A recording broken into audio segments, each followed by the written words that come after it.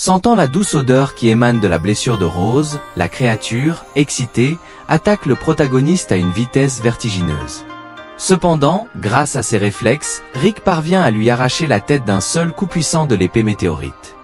Mais cela n'est pas suffisant pour tuer un monstre de ce niveau. De la bouche coupée du monstre, une langue d'amphibien tranchante comme un couteau se précipite vers le corps de Rick. N'ayant pas le temps d'esquiver le coup, Rick ressent soudain une vive douleur dans la région de la poitrine. En baissant la tête, il voit que son corps a été transpercé de part en part. Réalisant qu'il ne survivra pas à une telle blessure, Rick demande mentalement pardon à son père de ne pas avoir pu le sauver. Après quoi, le corps sans vie de Rick tombe au sol, ne montrant aucun signe de vie. Alors qu'il est sur le point de mourir, le pendentif de Rick flotte soudainement au-dessus de son corps et sa couleur change en couleur or. Son corps se bat pour survivre dans cette agonie et Rick voit à nouveau une étrange notification devant lui. Il y est dit qu'il a tué 3 poissons lézards. L'accumulation d'énergie est complète. Le système Dieu de la guerre a été activé. Après avoir activé le système Dieu de la guerre, les caractéristiques sur le bracelet de Rick commencent à augmenter rapidement. Rick ne comprend pas ce qui arrive à son corps. Pour lui, c'est comme s'il dort et flotte dans un flux de puissance et de sagesse infinie. Il voit à nouveau une notification devant lui disant que la répartition des principaux attributs est terminée. Après quoi, Rick reprend conscience. Son cœur bat dans sa poitrine de telle sorte qu'il semble sur le point d'exploser et tout son corps semble en feu. Regardant vers le bas, Rick voit que la blessure sur sa poitrine est complètement guérie, ne laissant même pas de cicatrice sur la peau. Ayant repris un peu ses esprits, le protagoniste voit que le regard du monstre est dirigé vers Rose. Sans perdre un instant, Rick saisit immédiatement son épée, attirant ainsi l'attention des créatures proches de lui. Les monstres attaquent furieusement Rick, détruisant tout sur leur passage. Mais Rick repousse facilement leur attaque et peut percevoir chacun de leurs mouvements. À ce moment, Rick se rend compte que son agilité a considérablement augmenté et que ses réflexes sont devenus beaucoup plus rapides. De plus, en tenant la lame météorite dans ses mains, Rick ressent combien un pouvoir énorme imprègne son corps. L'épée de Rose est incrustée d'un noyau de bêtes de classe E de haute qualité. C'est pourquoi elle est capable de couper les poissons lézards si facilement. Surpris par son nouveau pouvoir, Rick regarde les monstres sans une once de peur. Les créatures, enragées, essaient de percer à nouveau Rick avec leur langue. Mais le protagoniste bloque facilement les attaques. Après quoi, il sort rapidement, de derrière son dos, son couteau auquel est attachée une ligne de pêche et le lance avec précision vers les monstres. Avec la force d'une main, Rick met à terre les créatures en tirant légèrement la ligne de pêche sur le côté et au même moment, il apparaît instantanément devant leur vile mâchoire. Avec un calcul froid, il coupe simultanément la tête de 2 poissons lézards, se baignant avec leur sang glacé. Il semble que même les créatures, incapables de ressentir des émotions, ont la peur des animaux dans les yeux. Confiant, Rick appelle les créatures à continuer de l'attaquer afin de venger ses proches. En entendant cela, les créatures se précipitent en masse vers le protagoniste. Leur rugissement menaçant imprègne tout le champ de bataille. Plusieurs des créatures réussissent à se saisir du corps de Rick tout en lacérant sa chair avec leurs dents pointues. Mais malgré cela, le protagoniste coupe les corps des amphibiens en 2 d'un seul coup rapide. Grâce à ses excellents réflexes, Rick voit facilement tous les coups dirigés dans sa direction. L'agilité et la vitesse de ses mouvements ne laissent aucune chance aux créatures de lui infliger des dégâts et la puissance de frappe de son épée a tellement augmenté qu'il peut facilement couper les écailles durables des poissons lézards. Après avoir vaincu ses adversaires, Rick se rend compte de l'énorme pouvoir qu'il possède maintenant. Le personnage se promet qu'il ne se cachera plus jamais derrière Rose. En observant son poignet, Rick décide de vérifier à quel point ses caractéristiques ont changé et voit que tous les indicateurs ont augmenté au moins 4 fois. Il est ravi de ses nouvelles capacités. Rick se souvient qu'il a des choses plus importantes à faire puisque le bruit de l'effondrement du tunnel a provoqué le rassemblement de nombreux poissons lézards à l'extérieur. Rick décide qu'il serait plus sûr de cacher le corps de Rose à l'intérieur. Rick voit que l'état de Rose s'aggrave. Son pouls bat plus lentement et son corps commence à avoir des sueurs froides. Rick pose le corps de Rose devant lui. Rick se rend compte qu'il doit soigner ses blessures. Avec un visage embarrassé, il s'excuse auprès de Rose pour ce qu'il s'apprête à faire. Retirant le col blanc de la clavicule de Rose, Rick expose sa blessure.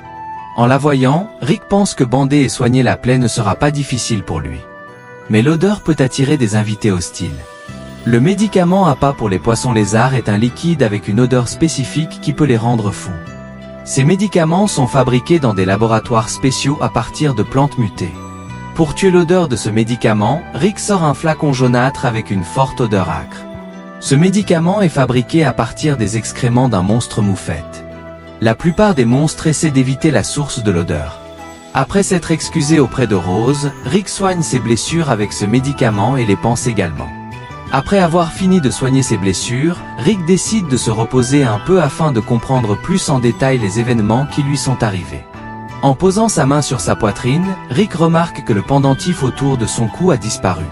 Il s'avère que le pendentif avec le fragment de météorite est devenu un système à part entière pour contrôler les caractéristiques du combattant météorite, le soi-disant système dieu de la guerre. Un tableau avec ses principales caractéristiques s'ouvre devant le protagoniste.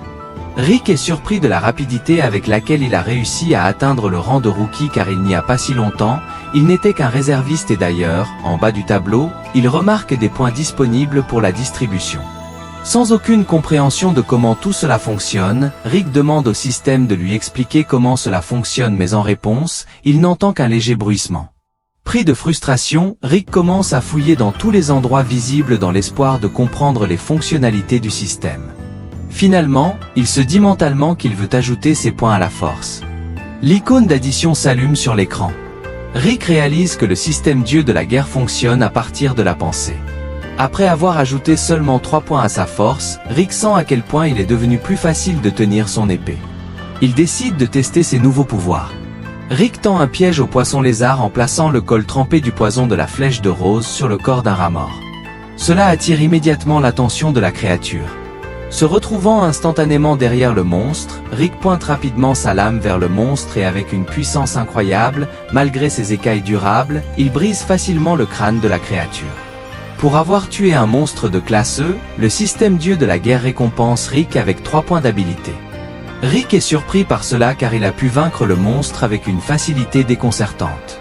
À un tel rythme, s'il tue toutes les créatures de cette zone, il pourra monter au rang de combattant de la plus haute catégorie et libérer indépendamment son père.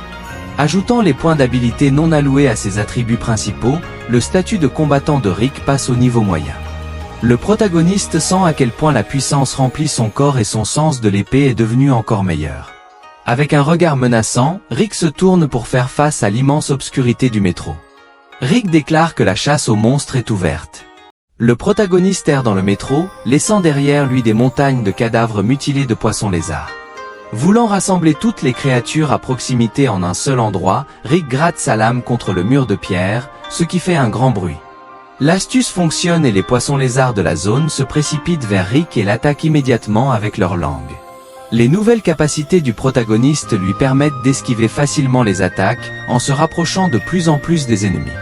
Après s'être assez rapproché, Rick se retrouve face à face avec des monstres en colère, parant décisivement leur attaque. Il se retrouve derrière les amphibiens et d'un seul coup de lame, leur fait exploser la tête.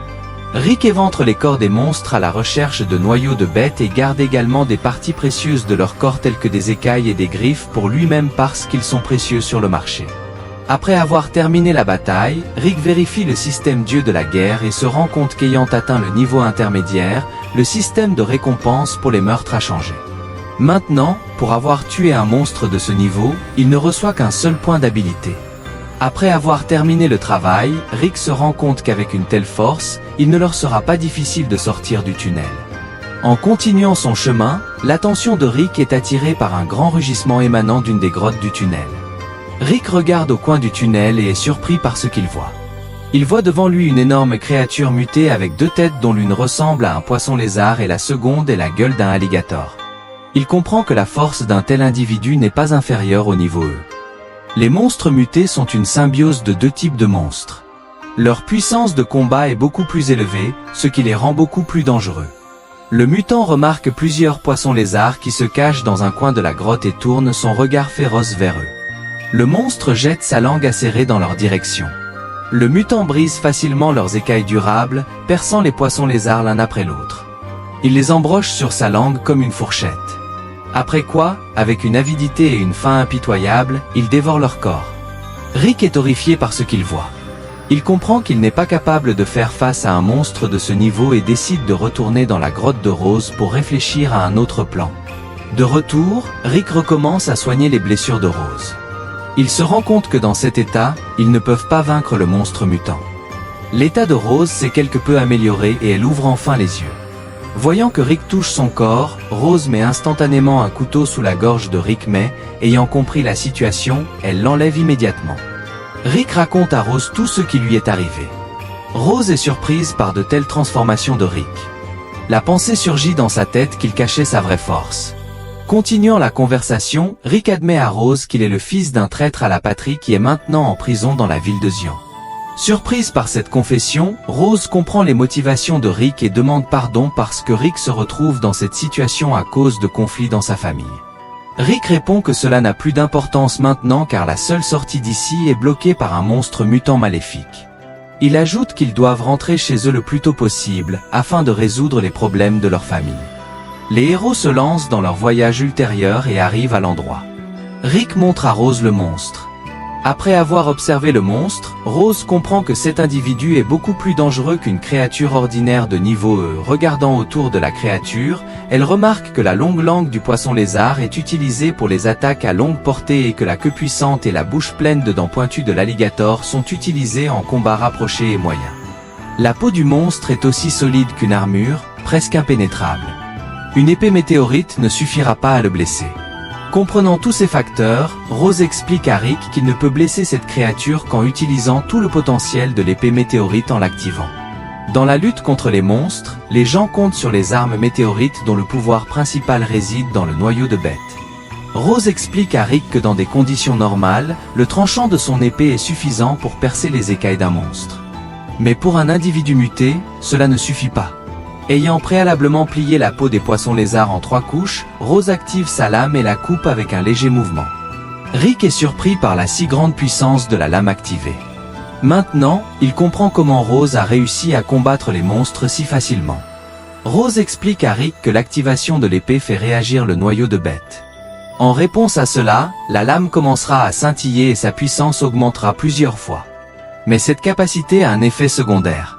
Après plusieurs utilisations, le noyau de la bête commencera à s'effondrer. Donc ce pouvoir ne doit être utilisé qu'à des moments critiques qui menacent la vie du héros. Étant donné l'état de Rose, elle ne sera pas capable d'activer complètement la lame et Rick sera obligé de combattre le monstre. Afin de maîtriser cette nouvelle capacité, Rose donne à Rick 3 jours pour que le noyau de bête dans l'arme ne réponde. Elle dit aussi qu'il doit passer beaucoup de temps dans les batailles avec des monstres pour commencer à le comprendre. Un combattant doué peut le faire en 6 mois. Mais pour la grande majorité, la vie ne suffira pas. Mais en regardant avec quelle férocité Rick combat, Rose croit qu'il réussira après avoir passé une demi-journée à combattre. Rick ne ressent toujours pas de réponse de l'épée. Rose n'est pas surprise par cela car même elle, avec le don inné de percevoir l'épée, a mis 2 jours entiers pour ressentir la réponse. Mais elle ajoute également que leur temps ici est limité car s'ils n'y parviennent pas, Hank participera à la cérémonie d'héritage de sa famille. Après avoir passé quelques heures supplémentaires à combattre des monstres, Rick décide de tester son système dieu de la guerre. Il voit une notification devant lui indiquant que le noyau de bête de sa lame n'est pas activé. Pour l'activer, il doit dépenser 10 points et être également un combattant de la catégorie moyenne. Ayant complété tous ses prérequis, Rick active sa lame. L'épée météorite a une nouvelle propriété, c'est le tranchant accru et l'épée elle-même brille avec des couleurs vives, illuminant toute l'obscurité de la caverne. Rose est surprise par le talent incroyable de Rick car il ne lui a fallu qu'une demi-journée pour activer la lame. Après avoir utilisé sa première activation de lame météorite, Rick s'effondre au sol à cause de l'épuisement. Rose donne à Rick un médicament expliquant qu'en plus des bonus, le noyau surcharge considérablement l'utilisateur en absorbant son énergie vitale. S'étant un peu reposés, les héros se rendent à la caverne du monstre. Arrivant à son emplacement, Rick, sans même une seconde d'hésitation, se précipite rapidement vers la gueule du monstre. Se rendant compte de la présence de Rick, la créature enragée émet un rugissement puissant. Après quoi, elle tire sa langue vers le protagoniste. Rick part décisivement les attaques du mutant pas à pas, en s'approchant de la gueule du mutant. En s'approchant de sa zone d'attaque, Rick décide de d'abord couper la tête du poisson lézard afin d'affaiblir le mutant. Après une petite hésitation, Rick voit une énorme queue de mutant voler rapidement dans sa direction. Rick essaie de bloquer le coup avec sa lame, contrant le poids de la queue du monstre avec une difficulté incroyable. Mais la force du coup est si grande qu'à cause de la pression, Rick commence à saigner de sa bouche et il ressent une douleur sauvage dans ses muscles. Avec un coup tranchant, le mutant jette Rick directement contre le mur avec un bruit sourd. La force de la collision est si grande que le mur se brise en petites pierres. Choqué par le coup, Rick se lève difficilement sur ses genoux et utilise son épée pour se soutenir. L'horreur de ce qui se passe est visible dans ses yeux. C'est tout pour la vidéo d'aujourd'hui. J'espère qu'elle vous a plu. Assurez-vous d'aimer et de vous abonner à notre chaîne et de me le faire savoir dans le commentaire si vous en voulez plus.